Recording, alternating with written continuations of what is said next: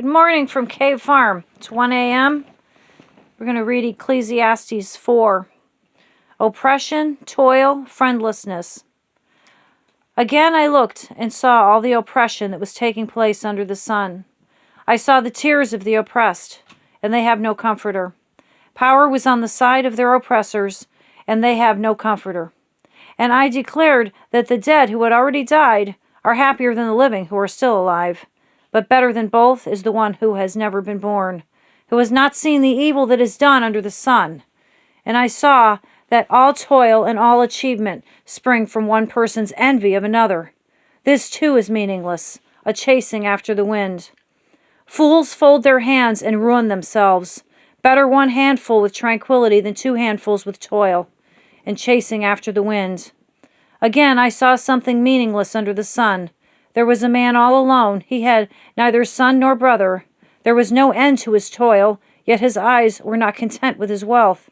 For whom am I toiling, he asked, and why am I depriving myself of enjoyment? This too is meaningless, a miserable business. Two are better than one, because they have a good return for their labor. If either of them falls down, one can help the other up. But pity anyone who falls and has no one to help them up. Also, if two lie down together, they will keep warm. But how can one keep warm alone? Though one may be overpowered, two can defend themselves. A cord of 3 strands is not quickly broken. Today was a difficult day. Yesterday was even worse. All the violence that we're watching on the news, on social media, probably has many people asking, what is the point of it all? It's very depressing. I myself am struggling to keep a positive attitude. I wasn't really sure where to turn in the Bible.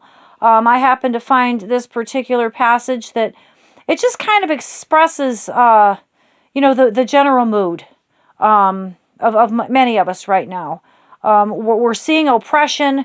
We're seeing just sad individuals. And the folks that are doing the protesting, that are trying so hard to do something positive, are being taken over by an evil force that's just turning the entire thing into violence. God's watching all of this. He knows those of you that are out there, really with your heart in the right place, just wanting to bring to bring people's minds and hearts to the person who was murdered, and to have pity on the family and to empathize with their situation. God knows your heart. He also knows those that are doing nothing other than bringing negative attention to themselves, and bringing unnecessary violence to a situation that should be really approached with more empathy and sadness.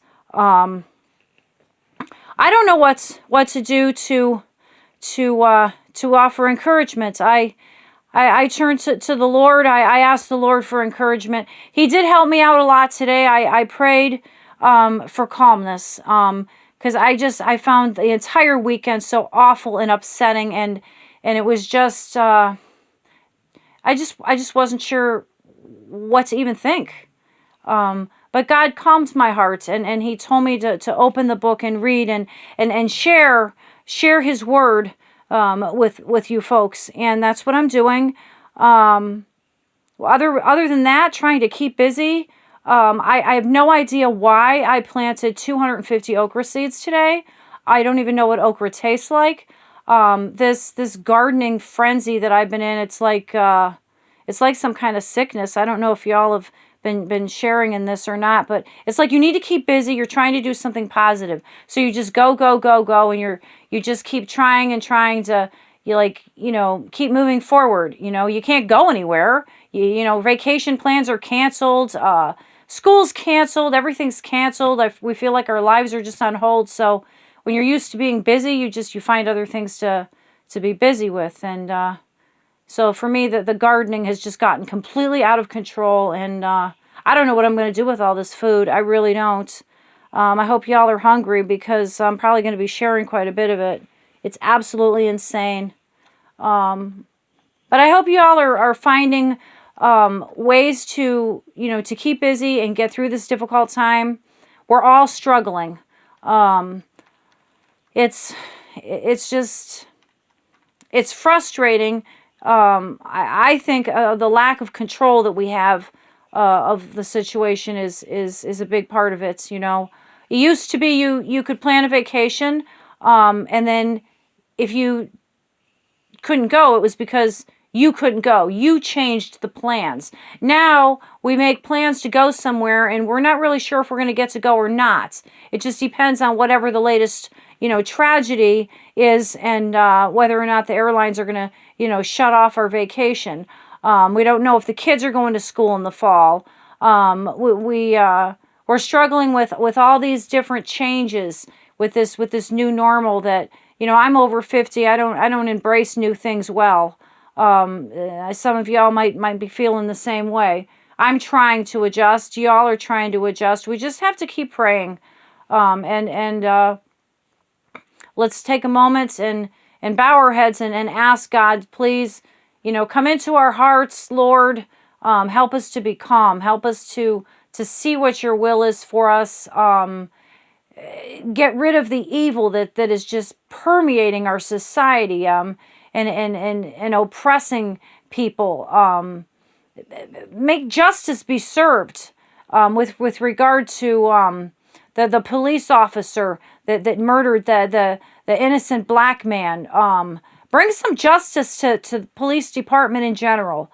The American people are sick and tired of the lack of justice that's being displayed in with regard to the police. Lord, help us to flush out the evil and make it go away.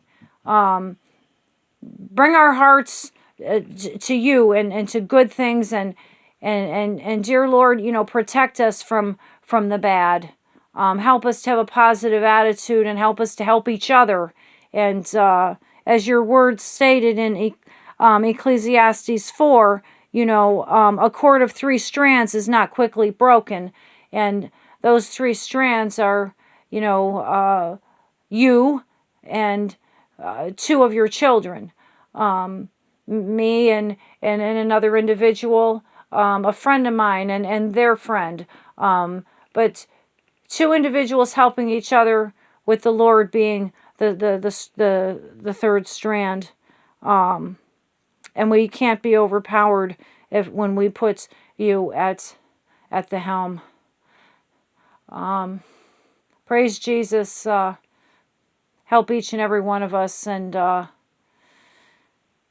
bless you out there, and keep the faith.